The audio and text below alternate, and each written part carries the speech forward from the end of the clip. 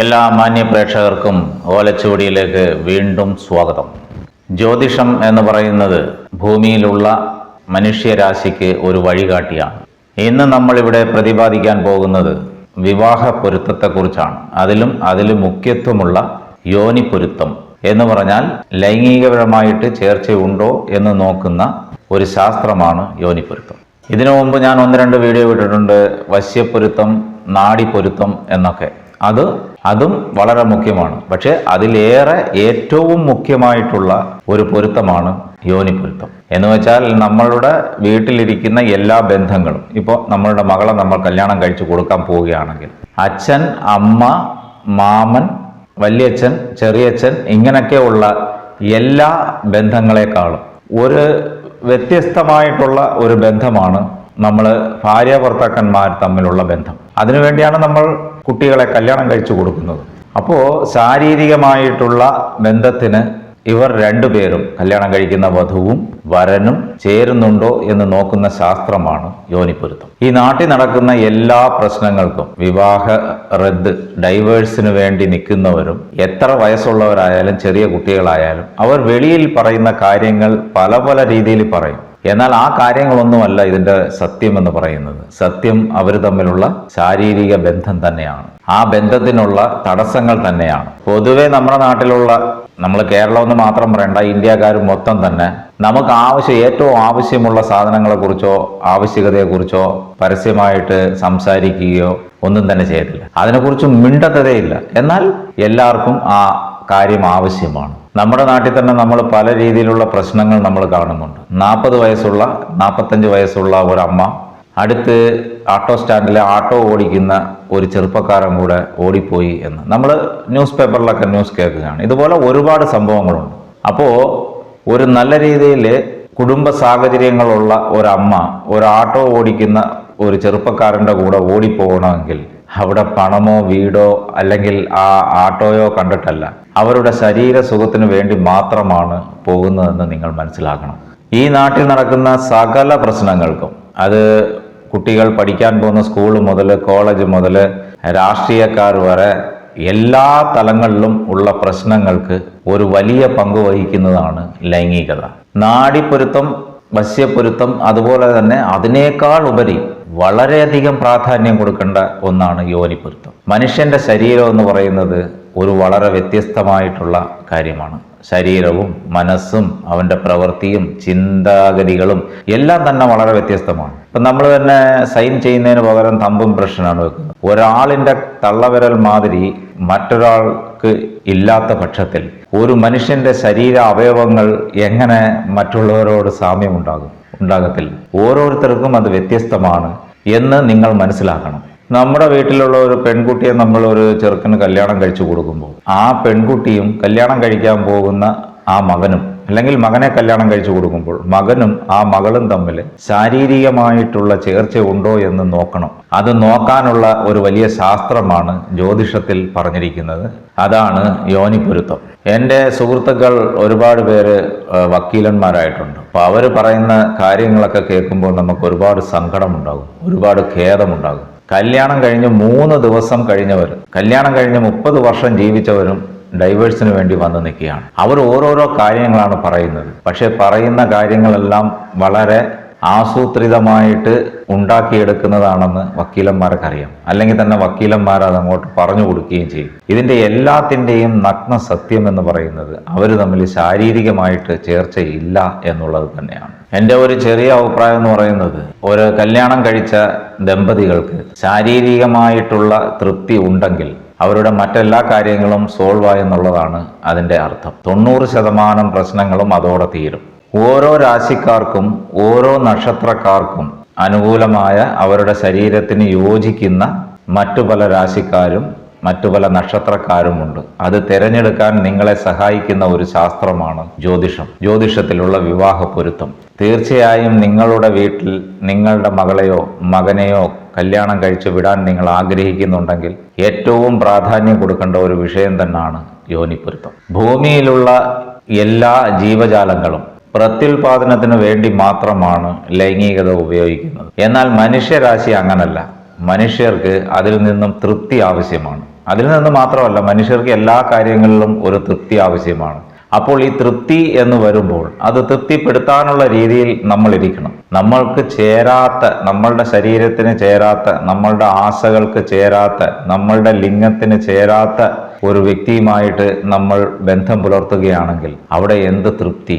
പിന്നെ അത് പ്രശ്നങ്ങൾക്ക് വഴിതെളിക്കും. പാശ്ചാത്യ നാടുകളിലൊക്കെ എനിക്ക് കുറേ കൺട്രീസിലൊക്കെ അറിയാം, അവര് 10 ദിവസം അല്ലെങ്കിൽ 1 മാസം വധുവിനെയും വരനെയും ചേർന്ന് ജീവിക്കാൻ അനുവദിക്കുകയും അതിനുശേഷം അവർക്ക് ഒരു പ്രശ്നവുമില്ല, വീണ്ടും ഞങ്ങൾ ജീവിക്കും, ഒരു കുഴപ്പമില്ല എന്ന് പറയുകയാണെങ്കിൽ കല്യാണം കഴിച്ച് കൊടുക്കുകയും ചെയ്യുന്ന പാശ്ചാത്യ രീതികളൊക്കെ ഉണ്ട്. അത് നമ്മളുടെ നാട്ടിൽ പ്രാവർത്തികമാക്കുന്നത് വളരെ കഷ്ടമാണ്. നിങ്ങളുടെ കുട്ടികളെ കല്യാണം കഴിച്ചു കൊടുക്കുന്നതിന് മുമ്പ് മാതാപിതാക്കൾ തീർച്ചയായും അവർക്ക് കല്യാണം കഴിക്കാൻ പോകുന്ന വധുവിനും വരനും ശാരീരികമായിട്ട് ചേർച്ച ഉണ്ട് എന്ന് ഉറപ്പിച്ചതിന് ശേഷം മാത്രമേ വിവാഹം കഴിച്ചു കൊടുക്കാൻ പാടുള്ളൂ. വിവാഹത്തിന് മുമ്പ് നിങ്ങൾ കാര്യങ്ങൾ തീരുമാനിക്കുമ്പോൾ അവിടെ വധുവിൻ്റെയോ വരൻ്റെയോ വീട്ടിലുള്ള പണം, വാഹനം, വീട്, സാഹചര്യങ്ങൾ നോക്കി മാത്രം നിങ്ങൾ വിവാഹം കഴിപ്പിച്ചു കൊടുക്കാതിരിക്കാൻ ശ്രമിക്കുക. ഇതിലെല്ലാം ഉപരി അവരുടെ ശരീരങ്ങൾ തമ്മിലുള്ള ചേർച്ചയാണ് മുഖ്യം എന്ന് നിങ്ങൾ കരുത വേണ്ടും. എൻ്റെ അടുത്ത് പല ആൾക്കാരും ജ്യോതിഷം നോക്കാനായിട്ട് വരും. ഈ വിവാഹത്തിന് പൊരുത്തം നോക്കാനായിട്ട് വന്നിട്ട് ചില മാതാപിതാക്കൾ പറയുന്നത് കേൾക്കുമ്പോൾ ദേഷ്യവും വരും, ചിരിയും വരും. കാരണം അതിന് ചേർച്ച ഉണ്ടായിരിക്കില്ല, ഒരു 50% പോലും ചേർച്ച ഉണ്ടായിരിക്കില്ല. പക്ഷെ ആ മാതാപിതാക്കൾ എന്താണ് പറയുന്നതെന്ന് വെച്ചാൽ, ഈ അവരുടെ മകൾക്കായിരിക്കും കല്യാണം നിശ്ചയിക്കുന്നത്. അപ്പോൾ അവർ പറയുകയാണ്, ചെറുക്കൻ്റെ വീട്ടിലെ അച്ഛനും അമ്മയും നല്ല സ്വഭാവക്കാരാണ്, നല്ല വീടാണ്, നല്ല കുടുംബമാണ്, അതുകൊണ്ട് ഇത് എങ്ങനെയെങ്കിലും ഒന്ന് ചേർത്ത് തരണം. ഒരു പെൺകുട്ടി ഒരു ചെറുക്കനെ കല്യാണം കഴിക്കുമ്പോൾ അവിടെ ആ ചെറുക്കൻ്റെ അച്ഛനും അമ്മയ്ക്കും അവരുടെ ദാമ്പത്യ ജീവിതത്തിൽ എന്താണ് പങ്ക്?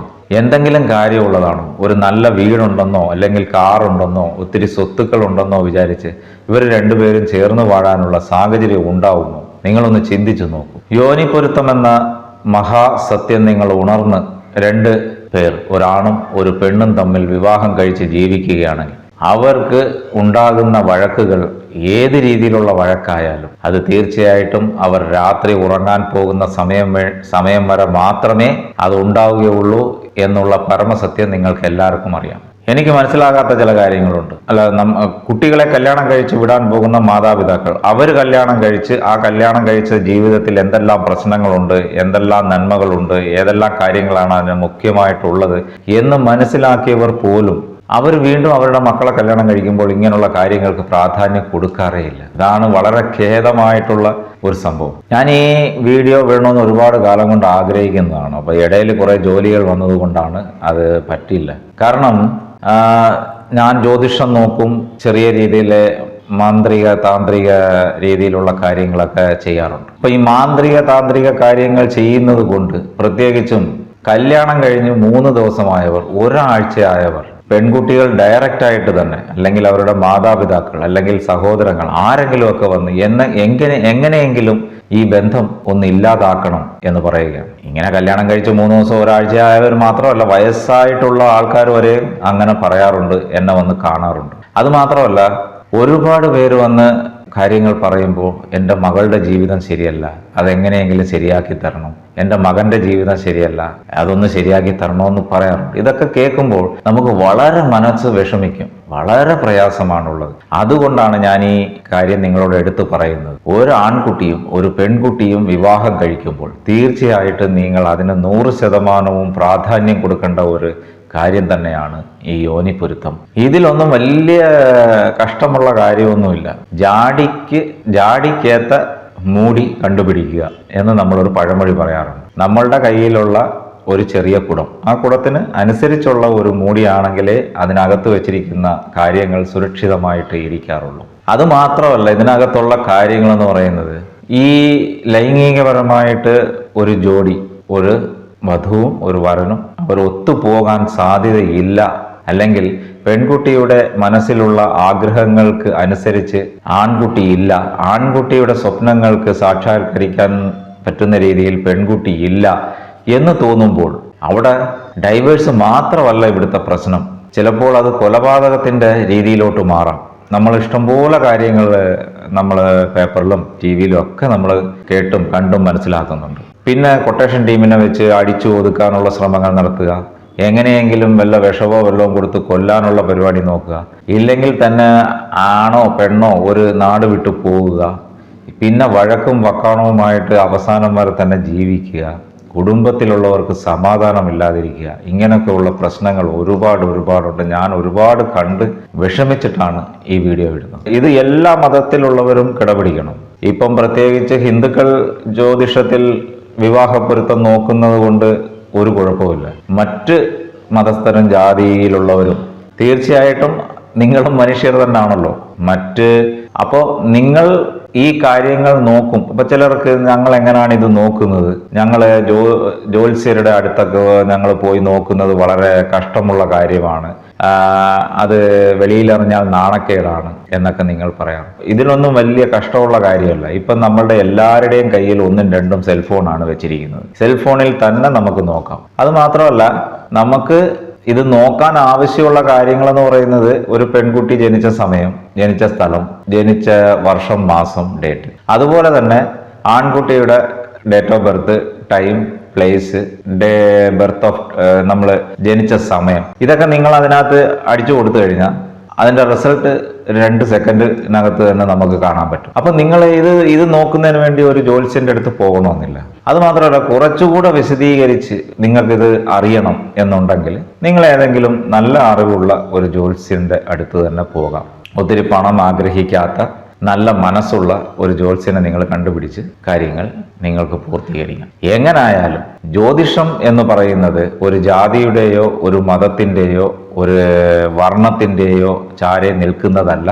ഇത് ഭൂമിയിലുള്ള എല്ലാ മനുഷ്യർക്കും അവരുടെ ജീവിതം പച്ചപിടിപ്പിക്കാൻ വേണ്ടി ഉള്ള ഒരു മാർഗനിർദ്ദേശം മാത്രമാണ്. ഇതൊരു വലിയ ശാസ്ത്രമാണ്. അതുകൊണ്ട് നിങ്ങളുടെ മക്കളെ നിങ്ങൾ കല്യാണം കഴിച്ചു വിടുന്നതോടെ നിങ്ങളുടെ പ്രാരാബ്ധം കഴിഞ്ഞു എന്ന് മനസ്സിലാക്കാതെ അവരുടെ ജീവിതത്തിൽ അവസാനം വരെയും സന്തോഷമായിട്ടിരിക്കാൻ വേണ്ടി യോനിപ്പൊരുത്തം എന്ന് പറയുന്ന ഈ ഒരു കാര്യം നിങ്ങൾ മുഖ്യത്വം കൊടുത്ത് നോക്കി പരിശോധിച്ച് ശേഷം വിവാഹം കഴിച്ചു വിട്ടാൽ അവരും സന്തോഷമായിട്ടിരിക്കും, ചുറ്റും നിങ്ങളും സന്തോഷമായിട്ടിരിക്കും. അതുമാത്രമല്ല, ഒരു വീട്ടിൽ ഒരു ദമ്പതി, ഒരു ഭാര്യയും ഒരു ഭർത്താവും സന്തോഷമായിട്ടിരുന്നാൽ അതിനേക്കാൾ ഉപരി സന്തോഷം അയൽവക്കത്തുള്ളവർ സന്തോഷമായിട്ടിരിക്കും. കാരണം വഴക്കും വക്കാണോന്നില്ല.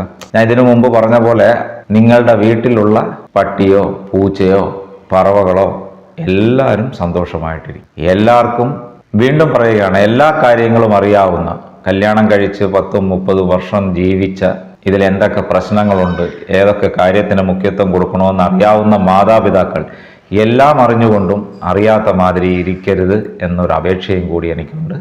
എല്ലാവരും എപ്പോഴും സന്തോഷമായിരിക്കണം എന്ന് ആഗ്രഹിച്ചുകൊണ്ട് നന്ദി.